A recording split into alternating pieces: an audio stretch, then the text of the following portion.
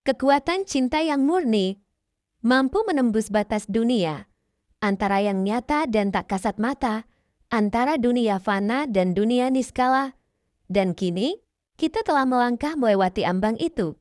Selamat datang di zona hampa.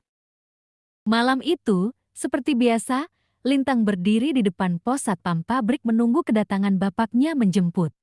Dia baru saja menyelesaikan shift lembur, sambil menunggu, Lintang berbincang dengan satpam jaga. Sudah 2 jam lebih Lintang menunggu, tapi bapaknya belum juga datang menjemput. Lintang mulai gelisah, dia ingin segera pulang dan beristirahat setelah lelah bekerja seharian. Berulang kali Lintang mencoba menghubungi ponsel bapaknya, tapi bapaknya tidak menjawab chat maupun panggilan teleponnya. Sejak usia 3 tahun, Lintang hidup hanya berdua dengan bapaknya, Pak Radmin. Ibunya sudah lama meninggal karena sakit. Tidak ingin merepotkan sanak saudaranya atau mencari istri lagi untuk mengurus Lintang, Pak Radmin yang bekerja sebagai sopir truk ekspedisi barang, memilih membawa Lintang ikut bersamanya mengirim barang antar kota bahkan antar pulau. Mereka tidur di jok truk, makan di pinggir jalan, dan beristirahat di rest area. Para pengemudi truk di rest area sudah terbiasa dengan kehadiran Lintang di sana. Teman-temannya yang bersimpati sering bertanya, "Kenapa kamu tidak menikah lagi biar ada yang mengurus Lintang?" Namun Pak Radmin menggeleng, "Tidak, aku takut Lintang mendapat ibu tiri yang jahat." Saat Lintang berusia 7 tahun, Pak Radmin berhenti bekerja sebagai sopir truk dan beralih profesi sebagai driver ojek online. Lulus SMK Farmasi, Lintang memutuskan segera bekerja meringankan beban bapaknya. Tapi bapaknya ternyata punya rencana lain. "Nduk, kamu kuliah ya? Bapak sudah menabung lama untuk pendidikanmu," kata beliau sambil menunjukkan kotak berisi emas dan bilet deposito. Lintang menangis haru.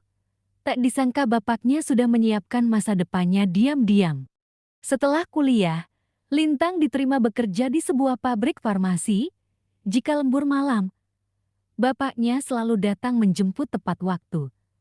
Tapi terkadang Lintang masih belum selesai dengan pekerjaannya sehingga bapaknya harus menunggu Lintang selesai. "Bapak, maaf harus menunggu.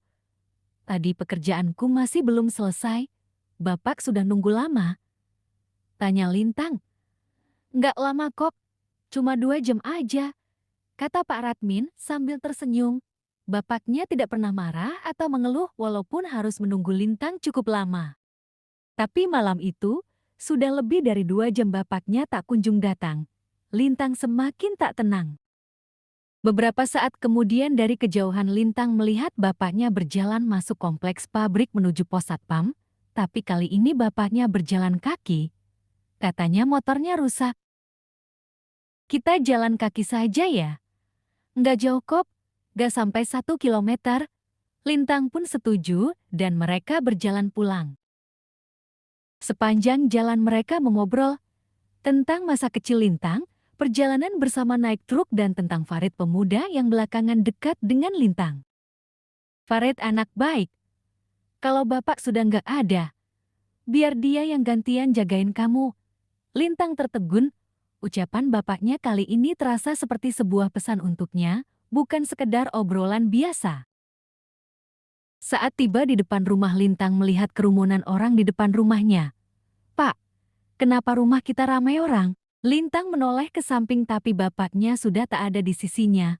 Saat itu Bu Rohmat tetangganya menghampirinya lalu memeluk sambil berkata, "Kamu yang tabah ya Nduk, bapakmu terkena serangan jantung selepas Isya saat di pangkalan ojek." Lintang syok, tapi jenazah itu memang bapaknya. Lalu siapa yang tadi menjemputnya? Ternyata bapaknya tetap menepati janji menjemput anaknya meskipun sudah tak bernyawa. Perjalanan terakhir itu akan selalu hidup dalam ingatan Lintang. Kini, giliran Farid yang akan menjaga dirinya.